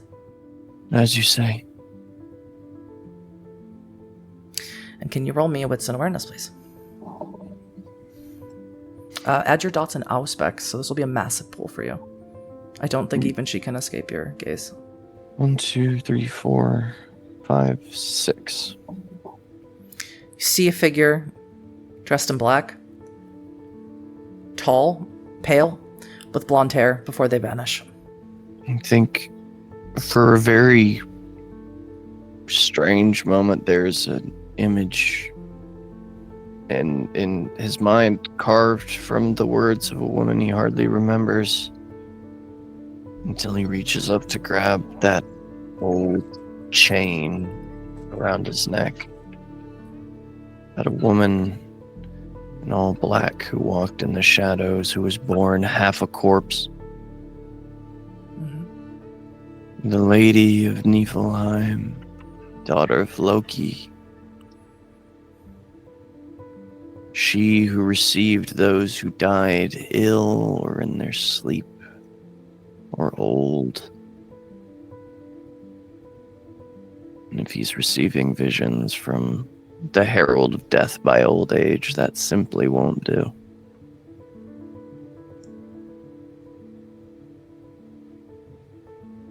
So he will take his axe and he will begin to gather as many of his kinfolk as he can. Yes, and this takes time. And as we all know, vampires don't operate on the same timetable as the rest of us. But you do that. You gather who you can, you send word to every known stronghold of the Salubri that remains. You mount an ashen crusade against Sioris and all these. And it's much less Adonaiah than you imagined. Even those who sent responses back, some of them don't arrive. And this telling of you that the Tremere are purging your clan can only mean one thing, and what has happened to Saulot can only mean one thing, that they are not purging your clan simply by decapitating you or staking you out for the sun. They're purging your clan by stealing your souls and eliminating your bodies. Diablerie, the highest sin amongst the Cainites. I think in a last vain effort, as long as with all the letters that he sent, he will send one specifically to the Holy Land, asking one brother in the clan there not to come, to instead reach across the aisle as he had discussed with Uriel so many years ago and make contact with the sons of Hakim. That we can't do this alone. There are too few of us left. A letter does return to you. And it is from a friend of yours. Her name is Leora. One of the few childer of Hakim that you know that was born a woman. So it was rare for them to embrace women. But she was talented, smart, stealthy. And her letter, although it is only written, you can hear the regret in the letter. The regret is that what Saulot has done, what he left behind in her land, they do not have the desire to leave it to help his children. And of course, you know, Adonaiah, that the Bali, no one has suffered fighting the Bali the way the Banu Hakim or the Assamites have suffered. Whether or not you believe the rumors or the lies, depending on your interpretation, that Saulot is responsible for them, they certainly do. The truth is rarely so one-sided.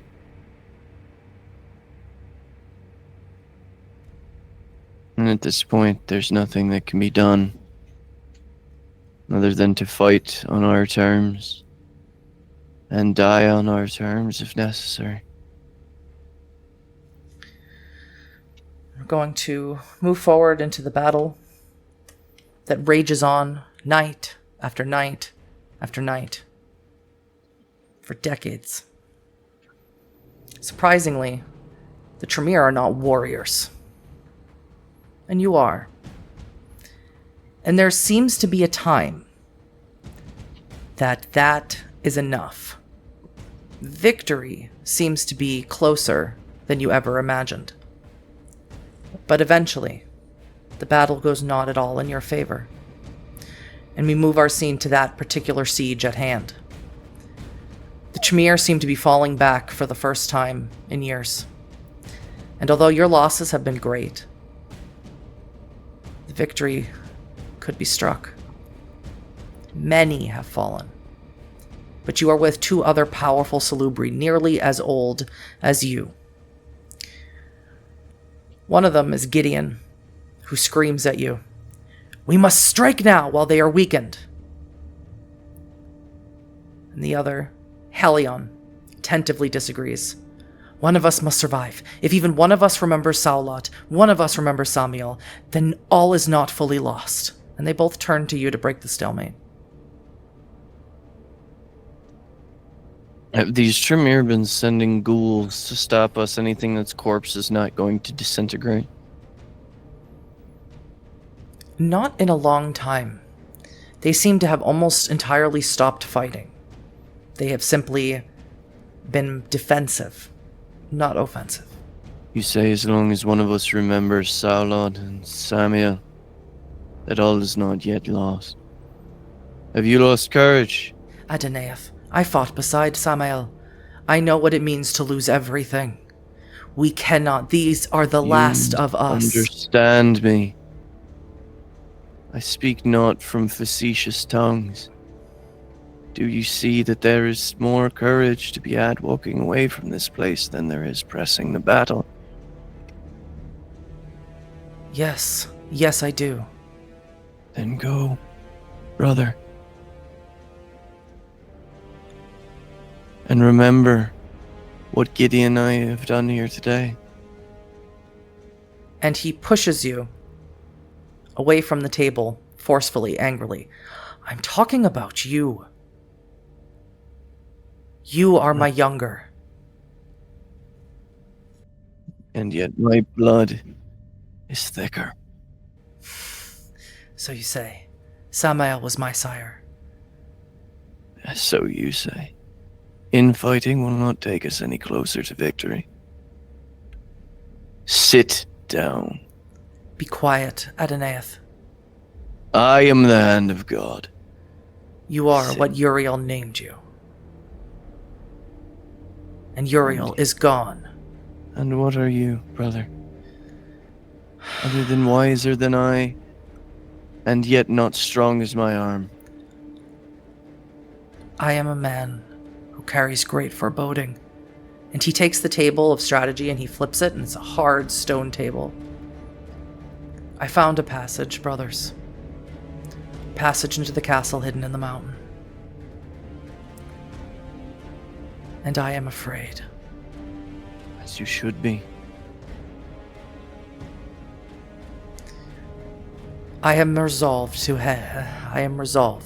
to lead what troops we have left in there. I am not resolved to take you with me. This is my battle. I gathered our blood. Not you, brother. That is true.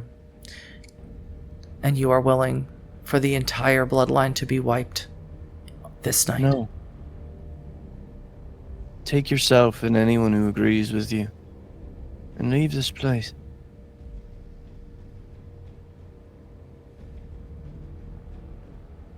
You are a fool, Adonais. And you will die a fool. And I love you all the same, brother. He storms out. And you hear him shouting. He's gathering the troops. He's going. You still have heart to do battle with these usurpers. You speaking to Gideon? Mm-hmm. I have no desire but to work the will of our betters.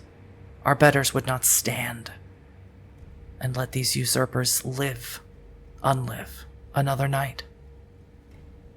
I have been by your side, Adonais, for years. I'm going nowhere. You will take his face in his hands and kiss him. Then we finish what we can tonight. I'm ready.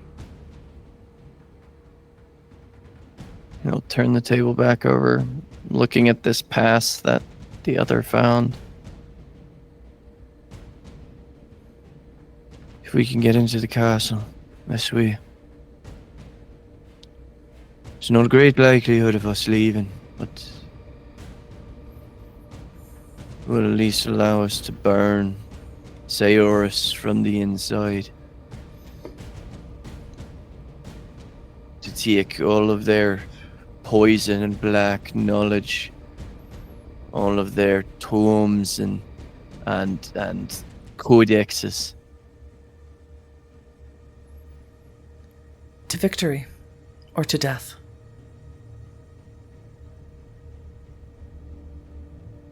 To seeing who comes first. The angels or the Valkyries. You do let me know. Just kind of shoulder him. You'll figure it out before I do. I'm stronger than you. Yeah, let's find out. He'll take his axe and, for but a moment, take in that night sky. For maybe the last time. And I think in some strange fabrication, on the one side of the horizon, he can feel the hand of God reaching down from the clouds and painting this view, and at the same time he sees the dome of the sky as the inside of a giant skull, and the stars are just holes peeking through to what lays beyond, and the clouds, there's scattered brain matter. It's all... But in that one moment, it's all allowed to exist together. So you follow your brethren into the passage, and finally are seeing the inside of Seoris for the first time. The fortress that these blood witches live in is the very, to put it extremely mildly, unnatural. It's mortared with bloodstone, and everywhere you look as you trudge up into it from the passage at the base of it, everywhere seems to be guarded by these massive stone gargoyles. Now, you've seen gargoyles before. You've been in the larger cities in Europe. There's gargoyles amongst the castles of Transylvania, but you've never seen ones quite this big or quite this numerous. It's odd. They are perfectly still, and yet they are extraordinarily monstrous to your eyes. As you hear commotion coming up further up from where you are, and you scramble up there with your brethren, you see a young woman with long dark hair and sharp features. She's feeding from Helion without even touching him. She's pulling out his vitae through his third eye into her mouth. The motion has become so quick after all these years. He doesn't even heft this huge axe in two hands to try and take her head off. He just throws his shoulder wide with all of his fury. Throw your axe at her, but it doesn't land. And it doesn't land because what steps in front of it are one of these gargoyles. They are not creatures purely of stone. They are sentient, stone and flesh and blood. They are monsters created by these blood witches. The power that they have is more than you even realized. They are creating life or something like it. And the gargoyle catches your axe in its hand. It's dexterous, it has wings, and it flies at you. You watch these other gargoyles that you passed on the way up begin pouring out of the passage that you were obviously lured into. This passage becomes clear now that this passage was opened for you to be led in. It's why the Tremere stopped fighting. It's why they started retreating. They wanted you inside of here to end you, to eliminate you once and for all. And you watch Gideon and the rest of your brethren be overtaken by these gargoyles who bite into them like vampires, like canites. It is monstrous. It is beyond what you had ever imagined. And the gargoyle who comes at you, still bearing your axe, crashes into you amongst the chaos, and you are booted out of the side of this castle. And you fall far. You're not entirely sure how far. You hit stone, you hit trees, the gargoyle tumbles with you. You don't know when it is that you wake, but you do wake to the sensation of blood being poured into your mouth. Your body is wrecked and broken. You think perhaps you are in torpor for some time. And the person pouring blood into your mouth is pouring it through a decanter. Very gentle. Here, wherever you are, is warm, plush, and lush. It's a castle of some kind. And the woman is dressed completely in black. Blonde hair. She's very tall and pale. And she's just speaking to you, unaware that you have maybe come out of torpor. And she just says, I hope that this is to your taste. I never know, obviously. We've never had that discussion, have we? And God has never shown me what it is that you prefer to drink, but I hope that this is all right for you. Fetch my axe. Oh. Praise be to God you have woken up. Where is my blade? Yes. Aldous.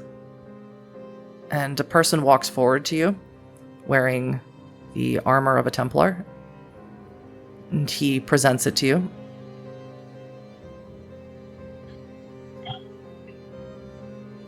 Where am I? You are in Kronstadt. You are safe. The Tremere. The gargoyles. The man who handed you the axe says, I eliminated it. I used your axe for it, I'm sorry. But it's a beautiful blade, I couldn't help it. But the gargoyle is gone, long gone. You have been in torpor for some time. Some years. How long? Many. Almost 100. The year is 1324.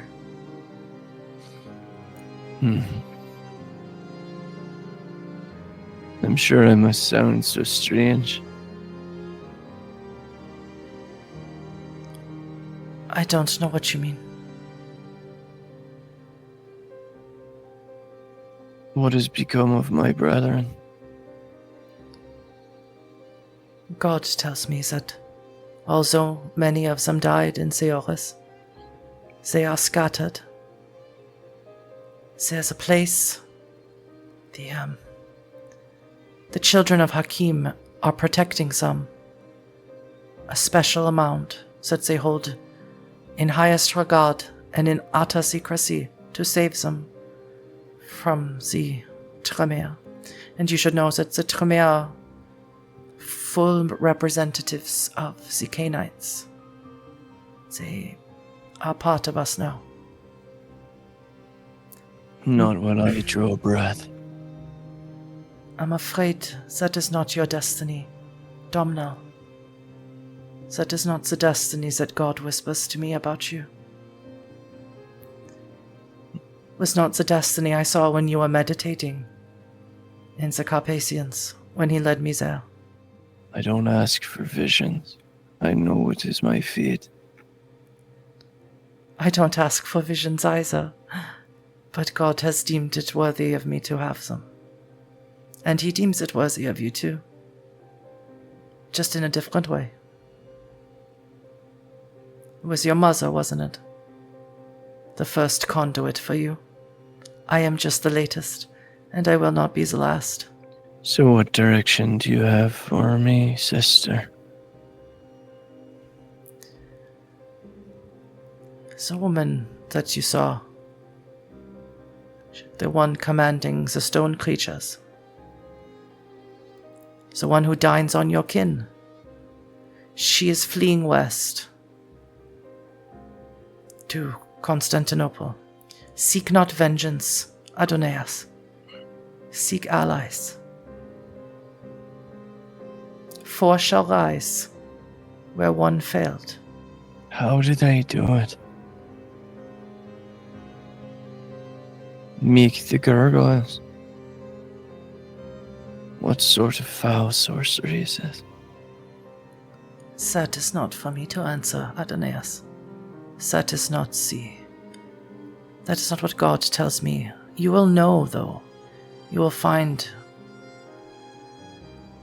a child of Hakim in Constantinople who will have the formula with her. She will know what they have done. She will have seen it. Then it seems I must ride to Constantinople. Yes, you are welcome to stay in my domain, the city. They say I am a prince, but I will not be prince for very long, so you might as well enjoy the hospitality while I can still offer it to you. I would not endanger your people with my presence any longer. My people are not in danger from you. Not from you. Oh. But where I go, danger will come. Especially if you say that these thieves and usurpers have become powerful. They have. But they will not remain so. Not forever. But it will be a very long time before they are weakened enough that you can get your revenge. I'm sorry you will have to wait so long. But I will have it. I will not rest. This is my vow to God. I will not rest until I've killed them. This woman, whose name you have not asked, puts her hands on your face, and she wipes around your eye and down the sides of your face. And she says, "You will rest, Adonais. You will wake when pillars of iron crawl across the earth like metal worms." She looks back at the man in the Templar armor before continuing, looking extremely sorrowful before going on. When 5 rise as 1, you will stand before a door of music and light. Only then will you have your revenge. You're talking like it's going to take Ragnarok for me to be able to kill them. I don't know what that means. I am not your mother. But I do understand she gave you a similar prophecy. It's the twilight of the gods. There is one God, Adonais. There is one God that you believe in, yes, sister. I suppose a better way to say it is there is only one God who believes in me. You hold me at a disadvantage. I don't think any of them believe in me. Mine does. What do I call you, Prince of Kronstadt? You may call me sister if you like. But most people call me Gisela von Heidenheim. The tongue of your lands never quite suited me, so sister will have to do. Unfortunately, you will have to get used to it. Is that the preferred tongue these nights? No.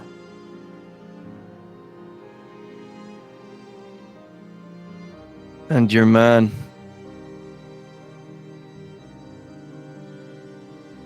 A crusader? Once.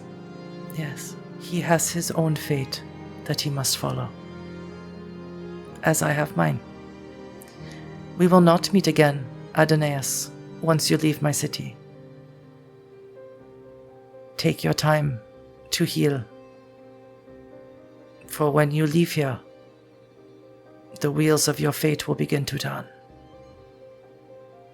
And you will never be able to stop them. He'll push himself up with and kind of lean on the axe a little.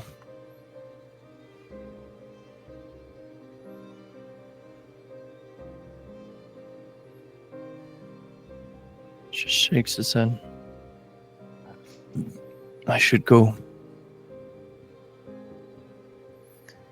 Yes. Remember what I said.